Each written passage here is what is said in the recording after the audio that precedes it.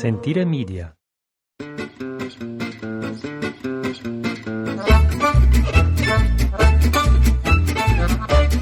it, yeah. I pushed the correct button. All right, you did it. We're alive.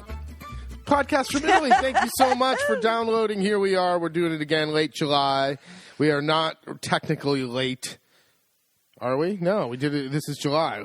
It's still July. Still July. We got it in. My name's Jason. That's Ashley. Together we own, operate, live at, and are sitting in the sala of La Tavola Marche, a tiny little agriturismo in the middle of nowhere in central Italy. If you don't know by now, you're not going to know about it. Well, let's jump in. The last podcast we did was June 17th, so just about a month ago. So, month and 10 days. Yep.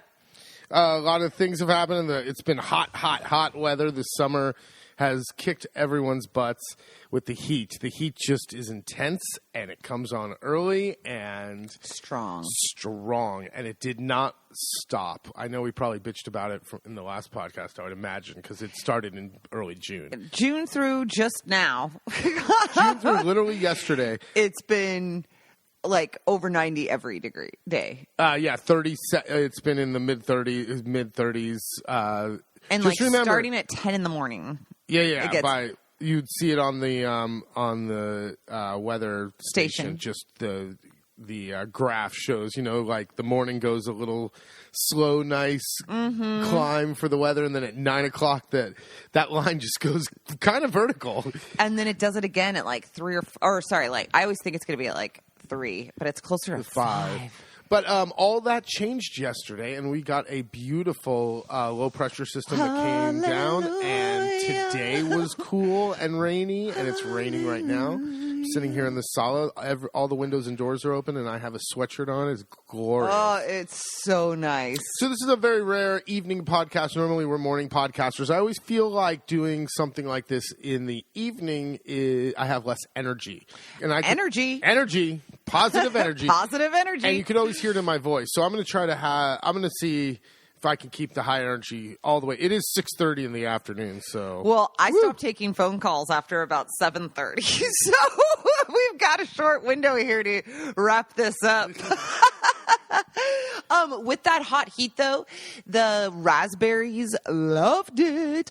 We have a drip system, so Jason kept them well watered. But we, at the peak of raspberries, Jason and I would go up. We would wrangle the guests to go up, and I weighed one day between 3 of us going up a few different times, nearly 3 kilos in just like part of it. And then we didn't get everything. It would be one of those things where you start doing part of a row and you're like, okay, I got to be about halfway through, and you look up and you've barely done a quarter, and then it's like Jason just kept saying, it's the Golden Gate Bridge, baby. It's the Golden Gate Bridge. When you get done with the row, you just turn around and start on the other side, going back the other way. But we have them all in most of them in the freezer. You can't eat them all. And we'll make marmalade here. I'm looking at the jars. It's been on the list for a few days now. It's time, though. And then also with this heat, we needed this water. The rivers were getting low. The river was starting to look like it should be end of August, beginning of September. And the same with the cisterns. The water flow from our water source was getting very dribbly. So something to think about, because this is the second summer in a row where the water has kind of slowed way down earlier. Where it used to be in dry summers, it would do it for like a week in September, and then the rains would start coming. We have our own water source, water sources. Yes, so that's what we're talking about. Now, if you lived in town or lived off of the comune, the village's water source, you wouldn't be thinking about this necessarily right now, but you will. You will. I was just going to say, you're not talking. You're not like us with the same thing, but they restrict it crazy. Whether it's the hours, the flow they let out, so it's definitely something to think about. If you're on community water, you can't start watering your lawn. Exactly. You'll get fines. They'll crazy fine you. So Yeah, we don't water with the drinking water. We water with the sulfuric water well, so we're lucky in that sense. And I don't water we don't water the lawn anyway. That's ridiculous. No, but it's always we always say when we're doing our Move to Italy workshops or talking to anyone, it's like number one question is there a water source? Because you're going to want one. Yes, if you're in the, especially, we talk to a lot of people, most people who are not looking to be in the exactly. wall of the city. Mm-hmm. So the garden's going, apart from it being hot, the garden's going pretty well. It hasn't gotten to the crazy hot where the plants start freaking out. We're only a few degrees away, but it hasn't really started yet.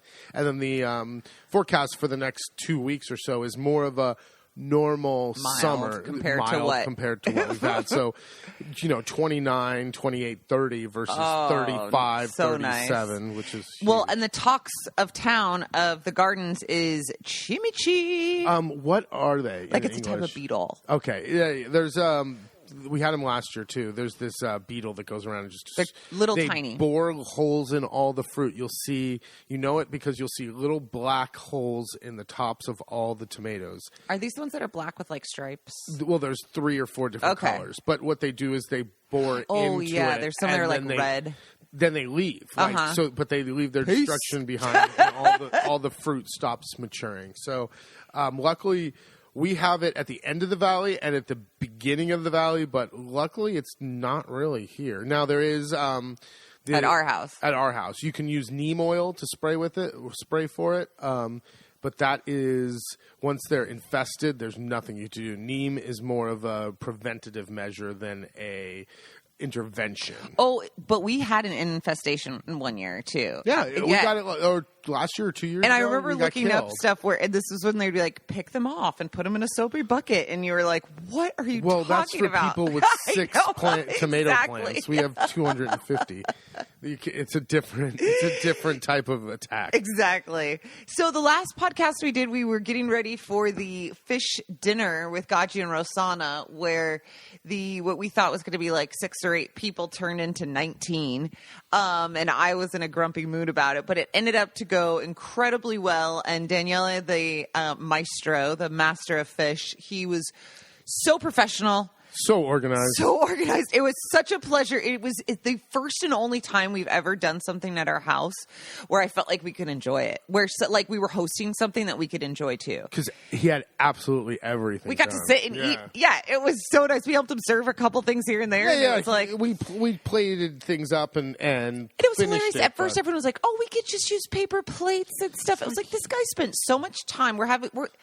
Fish is always like a special treat for everyone out in the countryside. So it's like, yeah, we have the plates. We have an inn. He brought a giant stack of paper plates. It's like Rosanna said, paper. I'm like, dude, we're not eating this gorgeous dinner. We're not eating this gorgeous 8-course dinner. It was 10 different plates. Yeah, on paper goddamn plates. No, get out of here. It's really interesting because Italians will plow through bread. We had for 16 people, I think. 19 people. 4 kilos. There was 4 big gone. Absolutely gone. Not a piece of bread for the last. And I realized it because everything with fish has oil and sauce. You're right. And you always say what's the key to the fish dish? Cooking fish. Lots of olive oil. So every single course there was juices to it. So there was always something to sop up. Also, speaking of the different courses, because I mentioned that because our clients do not go through the bread. No, I'll buy a half a kilo of bread, like a little. It's because it's this crap. For 8 people, and we'll throw half of it to the chickens. Saltless bread that crumbles, but they love it. Yeah. But we also noticed he served tuna on what they called guacamole. So the Sicilians have planted avocado trees. The climate's changed in one part of Sicily. I forget. I'm not sure where it is, but they ripped up whatever they had there and started planting avocados. So you see gorgeous Hass avocados in the grocery stores all over the place, which is interesting that they're starting. Now, Daniele's old school. He is not doing things with foams and no. He's doing old school plates, but he served just some. I forget what he served with it. It was just tuna with just like smashed avocado, but he called it guacamole. Guacamole, but they don't understand it's all still new. It's all very new. We keep seeing this on menus at some of the fancier restaurants. So he doesn't know to add the acid to the smashed up avocado. Otherwise, it turns black immediately. So it was like a gray mess. It was a gray mess. And for some of these Italians, like agagi, the idea of guacamole or just avocado to begin with is like, what the hell are you doing? And tuna like this. He wasn't a fan of any of the ingredients to begin with, let alone then the color, because Italians definitely eat with their eyes too. And this was just, you leave guacamole out without enough. Like if you just smush up an avocado and leave it, that's kind of what it looked like. Exactly. But it was all great. It was great. Yeah. It was seasoned properly, but it did miss the acidity. He needed the acidity. Yes, for sure.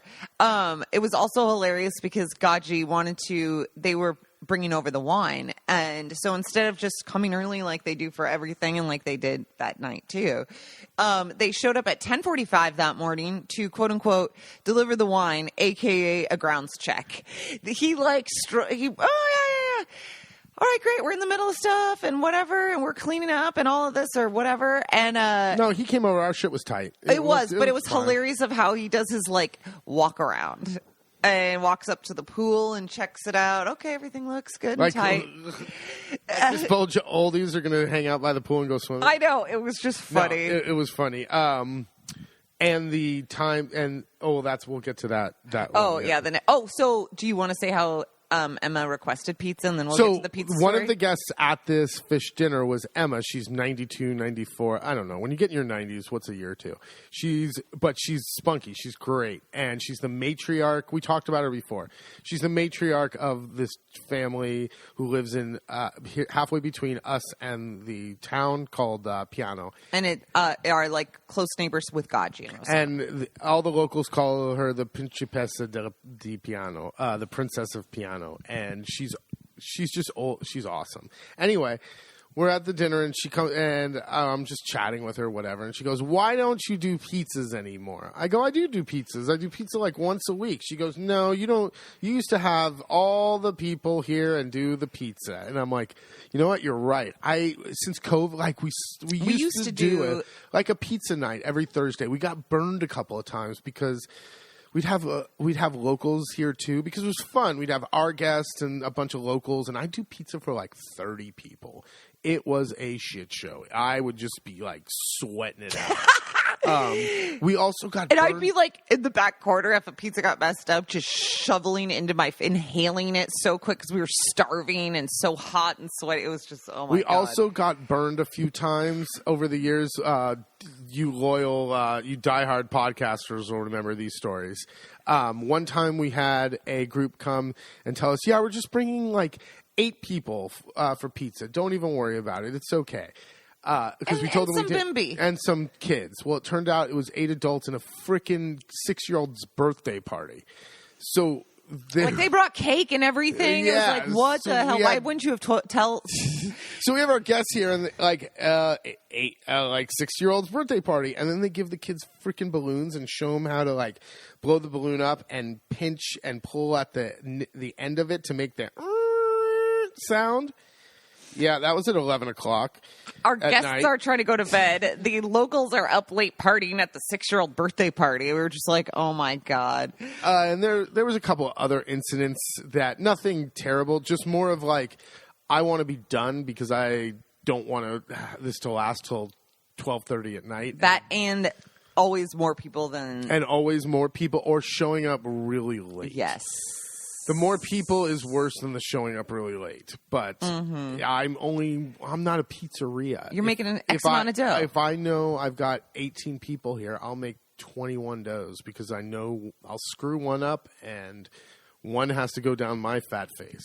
And one down What about my fat face? And one down Ashley's fat hole. Yeah. So really, and more than a pizza person, really, no one really, because we serve them family style, so I just throw we throw like a whole table full of pizzas out and, more than a pizza person, you really don't need. But if you tell me you're 8 and you show up with 12, it's kind of a big deal. Mm-hmm. I just don't have the stuff. And the story the next day at the bar will be, oh, we went to the Americans for pizza, and we brought too many. It was good, but there wasn't enough. But yeah, the story will be we went to the Americans and they didn't have enough food. Not we brought 4 more people than we said we were going to, and we're just not a restaurant. Anyway, so yes, it's true. To take a one sentence and turn it into 10 minutes. After COVID, we really just kind of stopped doing those. I also broke my oven a little bit. Like it's real leaky, so I can't do as many pizzas as quickly as I used to be able to do. And I just don't care anymore. I know. The bottom line is Been there, done that. We kind of did it. We did it. It was fun. We were younger. And I just don't want to anymore. Anyway, when the 92-year-old lady asked why you don't do pizza, I said, you know what? Next week, let's do. You and your family come. We'll do a pizza night, and we've set a date, and that date was last night, and it was supposed to be. This is a Monday. So we did it Sunday night. It was supposed to be Saturday night, but the weather looked like horrible for Saturday night. So I made the executive decision and changed the date, which turned into quite a kerfuffle. Well, Rosanna had hijacked immediately the guest list. All I wanted is the old lady and her family. They're 8 in total, right? Sure. 6. That's with Gaji and Rosanna. Okay, with Gaji and Rosanna plus the they're 2. 5 plus Gaji and Rosanna makes 7. Well, as soon as Rosanna heard that I was doing this, she started throwing people in. And all of a sudden, we're at like 11 or 12. We're at 11 or 12. And finally, at that point, I had to say, enough. I don't want to do any more pizzas. Jason's like, why are they calling and asking about pizza night? I was like, Rosanna has invited them. And he was like, it's supposed to be for the 90-year-old. Anyway, everything went wonderful. And everyone was very content. We did it last night. No rain at all. Just nice, cool temperature. Gaji got shit-faced, lit up, drunk as a skunk. And then it was me and Ashley and Gaji's nephew and his girlfriend were sitting there watching all the cars pull away. And I go, Gaji's drunk. And everyone's like, oh, yeah. He was like, I could drive. And we all realized, well, everyone's behind him. So if there is an accident, they'll be first on the scene. And they're just he lives just at the end of our dirt road and then maybe 2 seconds on the main road. So no real damage can get done. Plus, still, he really never takes it out of second gear. That's the only saving grace. He's never going fast enough. I love how we're justifying the old man drunk driving. I know, it's awesome. We found out a lot of locals like to use our back road for that too. Oh yeah, wait. We could go to that festival. There's no cops on your road. It was like, oh my God.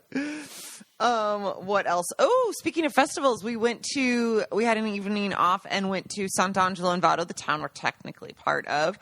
And they were it was a festival called The Hills Have Rock, which cracked us up. It's not like the hills are rocking, but the hills have rock. And it was a rock festival. It started at, I don't know, like 6 in the afternoon and went all night long, I'm sure. We were like, this will be a blast. Let's go. Oh, let's go. We can't say no. It's the... Oh, and barbecue. It was rock and barbecue. No barbecue. I don't know why I wish it had just been called punk. Because it was all punk the whole time. It was hard. How long were we there for? Maybe an hour. No, we were there longer than that. Hour and a half. Let's call it an hour and a half. We saw 3 or 4 bands. The only reason we were there that long was neither one of us wanted to be the one to say, let's go. So it's not that... I understand there's all different kinds of music, but this was the kind of music where they do the... like they like do that weird... How do you even... Guttural scream, sing. Yeah, and it was bad. If they didn't sing, scream, like... The music was fine. Yeah, is it my favorite style? No. But it was like, all right, we could be at this like festival and just listen to this instrumentally. But as soon as the guy would open his mouth, it would be like, oh my God. And then we would just be praying, please, this is the last song, I hope. And we've got a new band coming up and maybe they'll be different. And then this other band came up and they're like, warm-up music, whatever, like it was more sound jazz, check it music. was like bluesy, jazzy, and then as soon as they go 1, 2, 3, 4, I know. I was like, oh my God, this is hilarious. Now, granted, this was 8:30 at night, so maybe as you get later into the evening. No, I felt so bad for the people who lived near that park. The best part of the evening, though, was the kids' play zone. I didn't want to look like creeps or weirdos, but neither one of us could keep from watching over there. Like I don't know, let's just call it like a YMCA camp kind of thing, had like set up a little kids' play zone with a couple little kind of like camp counselor volunteers watching some of the kids. And they had these like from like American Gladiator. Yeah, it was foam. big giant foam shapes. So it'd be a big long triangle or like a big long cylinder. Yeah.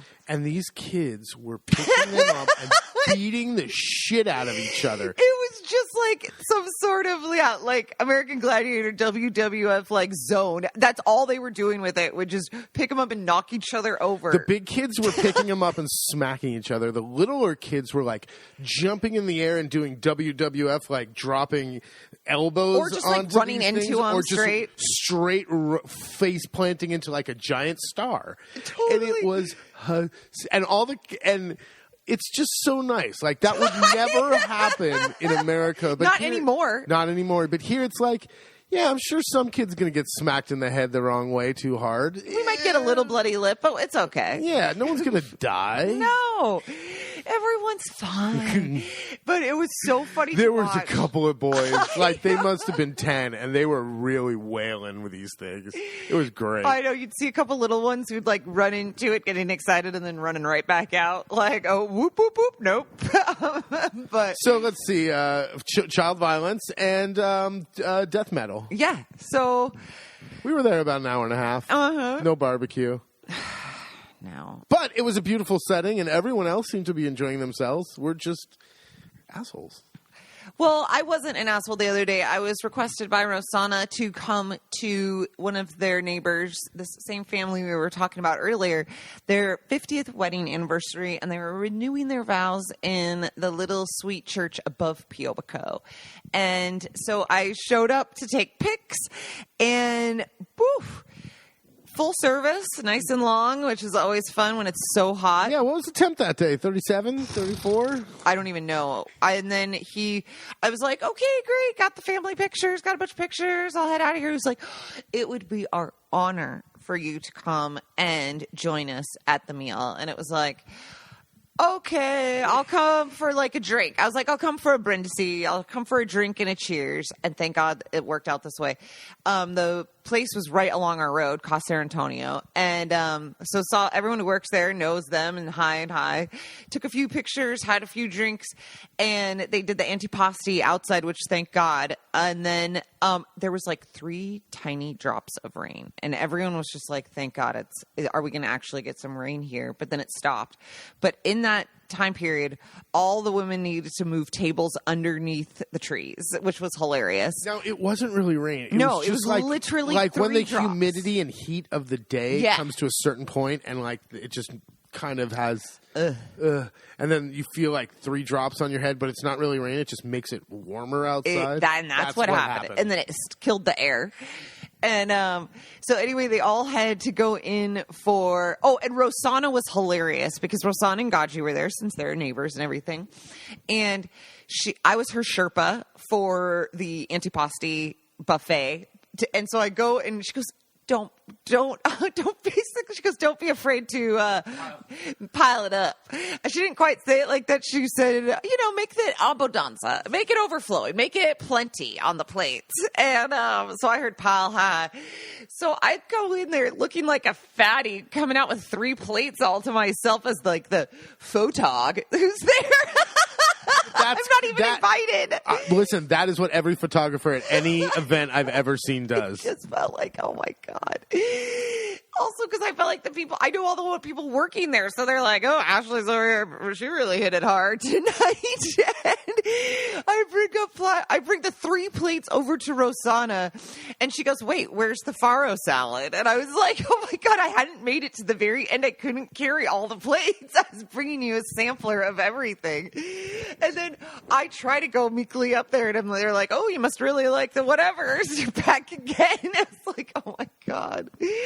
So that was awesome. And then thankfully when they went to go eat inside the rest of the meal, I was relieved and able to go home because they were eating inside. And there was some, they were trying to figure out, they had done a seating chart and all of this. And I was like, no, don't even worry. I'm going to head home back to the farm and get me the hell out of here. And that was the best move because everyone talked the next day about how hot it was in there. And even last night at the pizza thing, which was now a week or two after this, they were talking about how, they could really put in an air conditioning unit in there. That was the whole talk last night at pizza night was what they could do in that at Casa Antonio to make the airflow better. If you stick anyone in 30 people in any room, it's going to get hot. And then start bringing in hot food. Mm-hmm. And the hot bodies. Oh, man, I've been at those. Oh, me too. We've worked them, and we've been at those. You're just sitting at the table, and you feel the sweat rolling down the back of your neck to your there's just no air. No air, yeah. And you're starting to lose your appetite. Oh my God! Remember we were talking about this the other day. 2 years ago or whatever, when we went to the Mediterranean side and went to that fish restaurant, and it got so hot and the food was so slow coming out and there was no air moving and I thought I was going to throw up just of just from the heat. Yeah, and we had to take the fish to go. We were like, I can't even eat this. We gotta go. And then over last week, there was also at the end of our valley, there's a sweet little old church that's, I wouldn't call it fully abandoned. There's no services really that go on there unless someone gets married or dies. Like a lot of the little churches around here, they do services on certain saints' days, or it'll be a couple of times a year kind of thing. Some local has the key, and maybe they do the scout sleepovers and part of the rectory part of the church. Anyway, they did a little festival with music and a mass, and so it's so nice to see this little church opened up, and they have a beautiful chandelier from what is it, Murano glass that they are so proud of. And they did a sweet little procession down the road from the little church to the little cemetery. And it was just nice to see a bunch of so this is a spot not for any of the Piobaquese, the people who we usually hang out with. Our crew. Our crew. This is the other end of the valley. Yep.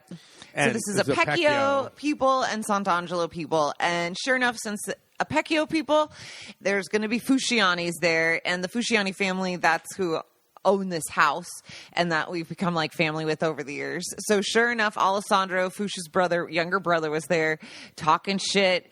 He's like, check out, hello, here comes Cruella de Vil. And some of the crazy ladies in their wild hair and all of this. And surprisingly on the menu, they had fried fish, which you never, ever see out here. Especially this was a farmer's... normally you're talking grilled sausages and stuff, and maybe some porchetta or something, but it is... or polenta or something. It is a farmer's thing. So this felt really fancy. And I was like, ooh, I should try to get some fish. Hilariously, I had no cash. I was trying to scrounge change together. But I didn't end up getting it because the talk of all the Apacese, the people from Apecchio, was, oh, I guess the people from Sant'Angelo must not like their fish crunchy. Their fried fish crunchy. It was soggy. And it's that funny way, mi sembra. It seems to me that maybe we just like it crunchy in Apecchio. And I was like, yeah, everyone likes it crunchy if you're having fried fish. But it was just that funny, passive-aggressive, very Italian, skirted way to bring it up. But it was nice to see a handful of the locals from that side. And I don't know, I love that stuff. So no fried fish. I didn't bring home anything. No. And then there was a great little band playing and everything. So this is what I do in the summers for public relations. Jason stays home and walks the dogs or does the garden. I got dogs to walk and gardens to tend to. Well, you've been on top of the Potilia. My goal this year is to not have my grapes get the fever. So every year we get busy, and I don't take care of the grapes. They need to be sprayed with copper and sulfur. Well, you also didn't realize after now talking this last late winter, spring with some different people who have their own little vineyards. There's a guy on the way to Gaji's house at the bottom of the hill. Gaji goes at the top. He has 4 rows of vines, nothing 20 plants kind of thing. but his vines look absolutely gorgeous. Not a single leaf has the mold or mildew or the whatever it gets. So I saw him last autumn. I go, what do you do? How do you do it? What is going on? He goes, just every week spray the potilia. And when I say potilia, it's copper and sulfur. It's two elements that are just in powder form. Mix it with looks water. like blue chalk. Well, that's because it's tinted blue. Yeah, but if you look at our photos, if you see it on the leaves, it looks like blue chalk. Uh-huh. And that's just so you can see where you've sprayed. Exactly. And you have to do it every week, no matter if it's sunny and nice or whatever. And then if it rains, you have to make sure you do it before the rain comes if you can, and then again right after. So I've been doing that, and my vines look great. They do. Well, except for the one that one got sick. Spontaneously started to kill itself. I had two of the vines. One is exploded, has tons of grapes. The other, I think Ashley pruned it incorrectly because that is definite. Okay, Ashley pruned it incorrectly because the arms she left, nothing grew off of them, and then the poor thing just shot leaves out of like the trunk. And it was looking fine, and then one day I get out there, and the leaves have just gone totally crispy. And they're two totally different types. They're both table grapes, but... that thing got some kind of disease. Yeah. Maybe the stress you put it through by chopping its arms off. Well, and the other one I didn't do as hard, but I should have, but it does look way better. I'm still learning. I don't do any of the pruning for this very reason. I want none of the responsibility of it. But I think you cut the good ones and left the last year's ones. Yeah, because I don't know what I'm doing. No shit. I know. I'm trying. I'm learning. Well, obviously, one looked better. The other one I did first. Oops. Well, let's not have a 50% kill rate. It's better than it's been. Better than 100? Yeah, exactly.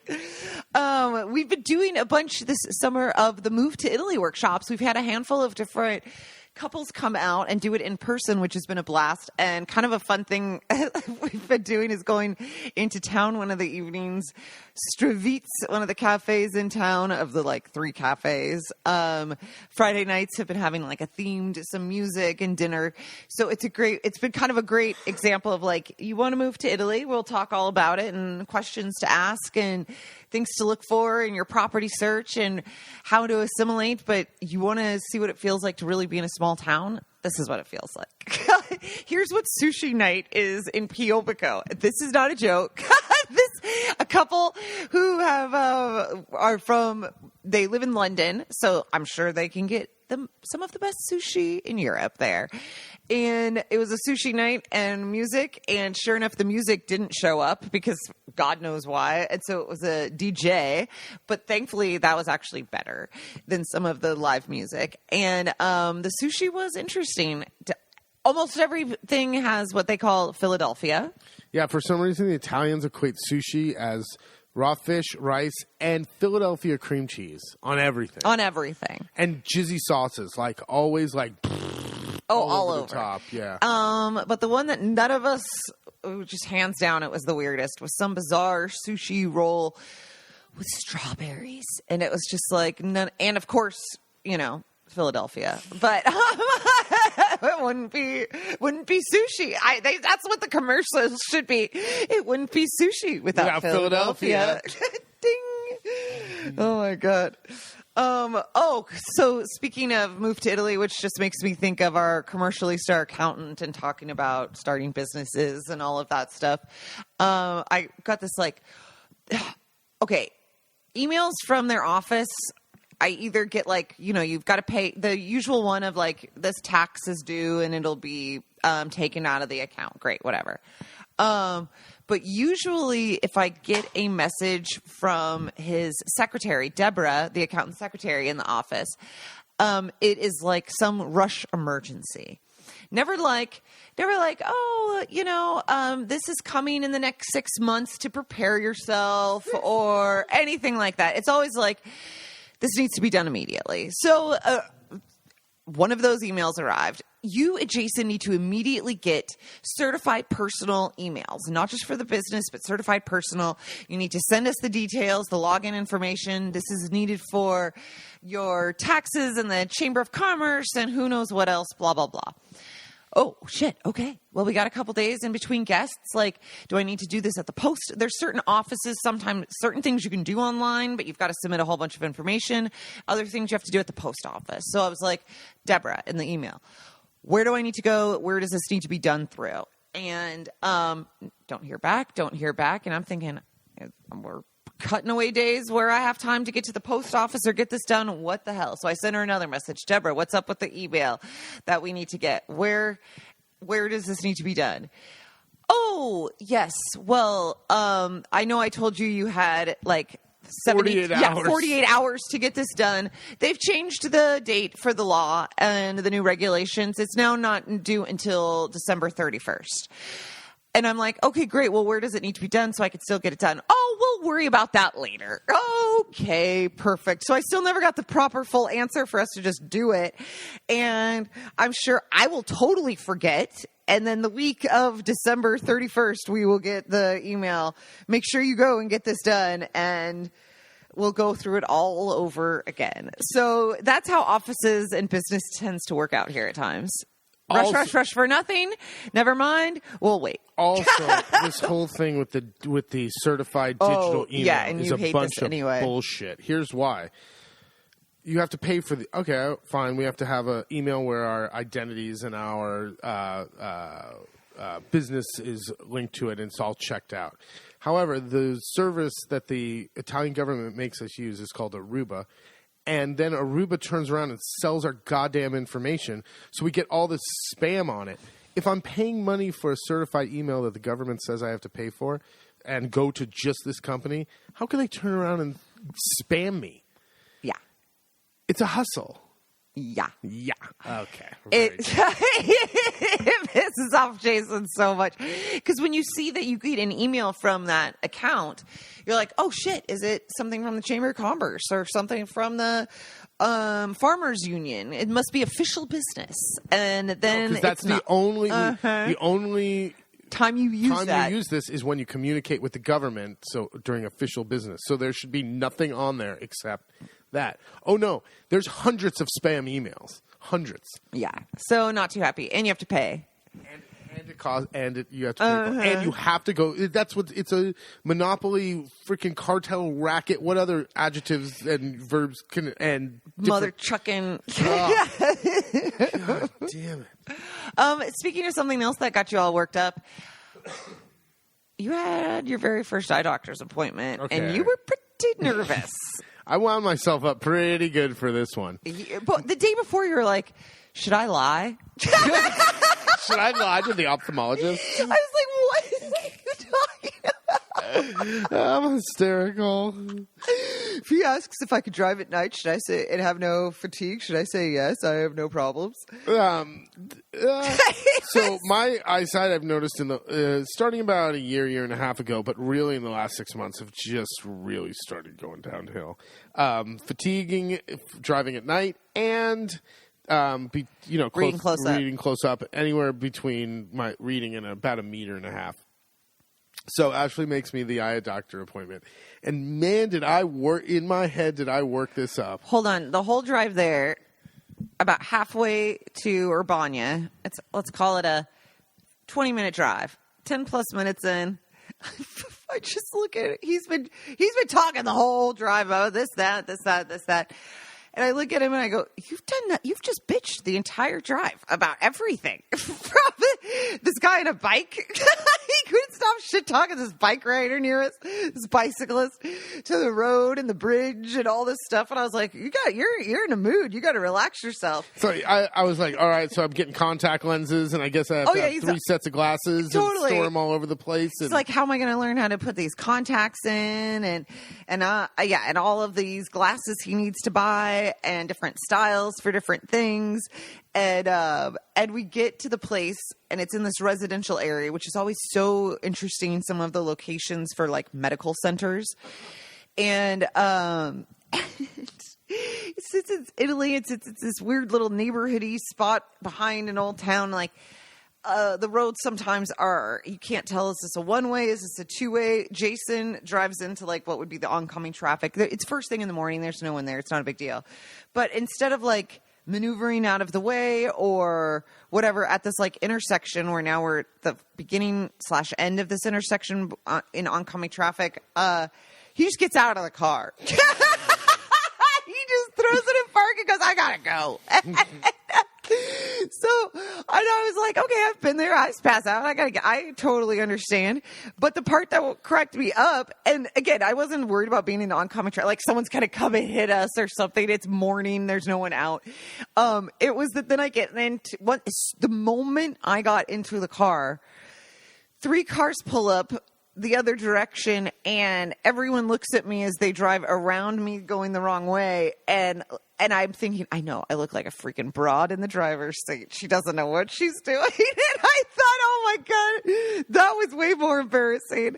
But it was, he just totally blew it up for nothing. I mean, yes, you need some reading glasses. Yeah. I need some reading glasses. It's -1 and -1.5. Not a big deal. Nope. He said you could even go to the grocery, get the ones at the grocery store, but go get a pair of glasses. Stop freaking out. Oh, let's talk really quick because you just went to the eye doctor and I've just done 2 things at the other medical center. How much was the eye doctor visit? People always find this stuff interesting. The visit, the whole thing with because you have to get a stamp, was 110 euros. Okay, but that was private. Yes, I could have gone public and just waited longer. Exactly. But they had all the latest shit. Like, you sit in this one chair. You sit in a chair, and there's 4 machines, and it's like a little ride. You stop at the chair is like a little carousel. Carousel, yeah. It's in a U shape, and then you go around and you go around to each machine. And, so the chair moves, not the equipment. The chair moves, not the equipment. So you go to the first one, stick your face in there, do whatever. Then you go to the next one. It's a puff of air, but it's kind of fun. You go till you get to the end. And I was like, wow, that's pretty. I don't know if all of them are like that. I thought it was going to be the big metal. You know how they used to bring that big metal thing down with all the clicky. Oh, yeah. You know what I'm talking about? Absolutely. I don't know what it was called, but that was that big eye check machine. A big eye check machine that would come down. That had all the lenses in it. They'd flip through it. It doesn't. They don't do it like that anymore. She knew exactly what I needed. She goes, "This is good." She goes, "This too much?" I go, "Yeah, it's too much." And she goes, "Okay, yeah." They knew. They might have known everything, but they didn't know to tell you to ask you if you had someone to drive you home. Oh, yeah. They never mentioned that. They dilated my eyes and put the stuff in it. Even when I made the appointment, they never mentioned it. Then as he goes in and gets the dilating done, they never double check anything. And then I didn't realize what was happening to me. And then I had to turn to the guy next to me and be like, because he had the little piece of tissue in his hand too. I'm like, is it supposed to be fuzzy and I can't really open my eyes? And he goes, yeah, that's normal. I go, all right, very good. Yeah, you had guys with serious eye traumas in there we too. Had 3 people. Okay, if you work with wood, work felling trees and stuff, wear goggles. Wear eye protection. There were 3 guys, all with right eye injuries. So, just a second before you start, which was hilarious because not that they had these injuries, but you could. They're all there first thing in the morning going in, and they all work with wood. All and they those all guys look the exact same. But I said to Jason, I go, "Hey, what happened? What was with all the guys with the eye patches, the serious eye injuries?" And he goes into the whole thing, which he's about to say. But it was so funny because I thought, this is Italy. Of course, everyone talks about it in the waiting room. 3 guys, the exact same injury, felling the trees, and then you're cutting them up, and there's pressure or kind of when you cut it like a log bounces up with a branch on it and smacks you in the face. None of these guys wear eye protection. I don't think they wear ear protection either. I don't think that for sure. Yeah. Oh. And they all have scratched up corneas. Oh, God. So anyway, that went well. And then I had to go in for some hip and weird. I always have the weird stuff. And went to what I call our general practitioner, who is actually a physical therapist. But he diagnoses everything of ours, and we go to him with everything. And so he said, go get an X-ray of your hips. And so $40 was the X-ray, and that includes you get the photos, the printout, whatever CD, and also their doctor's referral, their doctor's right up. Thanks. And which I just can never get over. And they gave me, which was hilarious when I got there. Did you get a lolly at the end? No, but they gave me a discount for their 10% for the next time, which I've already used a week later. And then you got an MRI. How much was the MRI? The MRI was more. That was a hip MRI, and that was almost 100. Almost 100. Okay, so let's call it 100. What, listeners, if you just walked into a Callers, place... call in. If you just walked into a place to get an MRI, how much is that? Yeah, I just walked in. I called... No, you made an appointment. I made an appointment the night before, which is also crazy. Sure, 9:30 tomorrow morning. Now, of course, you could have gotten an MRI through insurance, and it would be free, but you would have had to wait God knows how long. And if it's and it's not even that you would have to wait that long. It's more that I would need to have gone to my official doctor, and he would make a request or a referral to the wherever I wanted to go. That's not a big deal, but it's like I don't want to go the next step and go to the doctor, the freaking physio. You need to get this worked out. The quicker you can get him the test results, the quicker he can get you on a planned physical therapy plan. Exactly. So if you have to wait 3 weeks or a month to get the MRI, it's $90. Go get the MRI. Go get it. So that's been going on. Bunch of trips back and forth. Also, I was recently interviewed on a podcast. Go and check it out. I'll put a link for it. And it's called the Retire There podcast. And now, obviously, we haven't retired, but we love, like I said, we do the Move to Italy workshops and love talking about the region and the area. And I love to chat. So I was happy I throw my hat into the ring to be podcast guests and sometimes get requests to interview us. And it was so crazy because this couple live in Bay Ridge, Brooklyn, which is where we lived. Not just Brooklyn. Hey, you don't have to scream. I'm watching the thing on the thing. I'm starting to get excited. Yeah, it's starting to get, the levels are starting to get starting to go high. up. Yeah. Anyway, it was fun to chat and reminisce a little bit about the old hood, about Bay Ridge, and just thinking, I wonder if our paths ever crossed all those years ago. But really nice couple, and they do, if you're looking at retiring, check out their podcast. They cover lots of different parts of the world and good reasons and spots to visit and why to retire there. And the next podcast, I'm going to read some excerpts from a book called, Rome Made Easy. And this great travel book with tons of hidden secrets and behind the scenes places to go on Rome, which we've been a bunch of times, but there's always more to see. So I've got to pick a few excerpts, and the writer had reached out if we would, looking for an interview. But since we don't really do interviews on the podcast, I was like, I'll just read some excerpts if that's okay. I don't know. We don't interview people. No, that's too much work. Exactly. We're not editing. For the dozens of people listening to this podcast, I don't know if they can handle it. Yeah. Well, I think it's time to wrap it up. Time to feed these dogs and call it a night.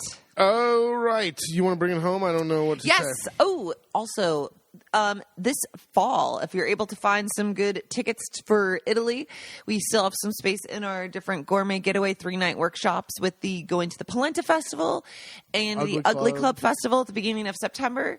And then throughout October, there are truffle festivals every weekend.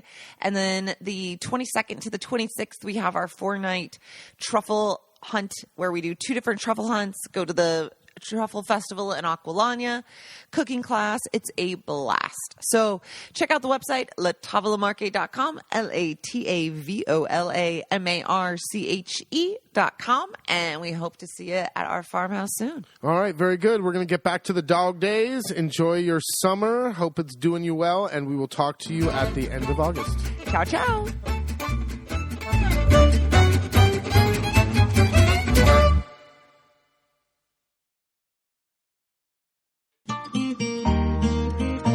Sentire Media. Hey, podcast producers and show hosts. Do you want to join a podcast network that celebrates all things Italian? At Sentire Media, we understand the allure of Italy and its unique culture. Our devoted team of hosts and producers are all driven by their shared passion for Italy. And we work tirelessly to create the best lifestyle podcasts and content that will whisk you away to the very heart of Italy. With us, you can savor the mouth-watering flavors, get lost in the stories from the past, break down the cultural barriers, and truly immerse yourself in the vibrant traditions of this intoxicating country. If you have a great podcast idea or are already in production and would like to join Sentire Media, head over to sentiremedia.com, that's SENTIRE media.com, and find out how to submit your show.